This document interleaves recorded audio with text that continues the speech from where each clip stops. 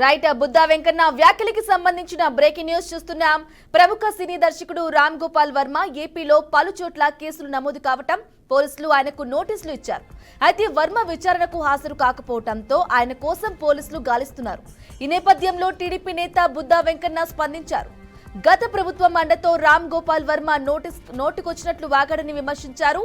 ఇప్పుడు కేసులకు భయపడి అడ్రస్ లేకుండా దాక్కున్నాడని ఎద్దేవా చేశారు. గతంలో చంద్రబాబును అవమానపరిచేలా చెత్త సినిమాలను జగనే తీయించాడని బుద్ధా వెంకన్న ఆరోపించారు.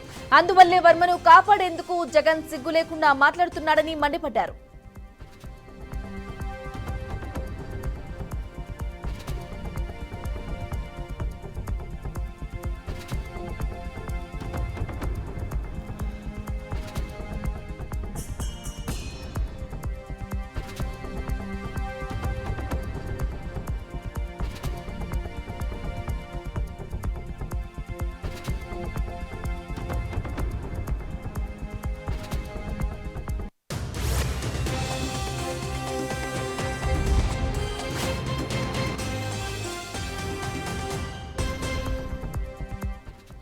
రైట్ బుద్ధా వెంకన్న వ్యాఖ్యలకి సంబంధించిన బ్రేకింగ్ న్యూస్ చూస్తున్నాం.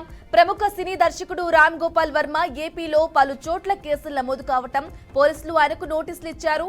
అయితే వర్మ విచారణకు హాజరు కాకపోవడంతో ఆయన కోసం పోలీసులు గాలిస్తున్నారు. ఈ నేపథ్యంలో టీడీపీ నేత బుద్ధా వెంకన్న స్పందించారు. గత ప్రభుత్వం అండతో రామ్ గోపాల్ వర్మ నోటికొచ్చినట్లు వాగాడని విమర్శించారు.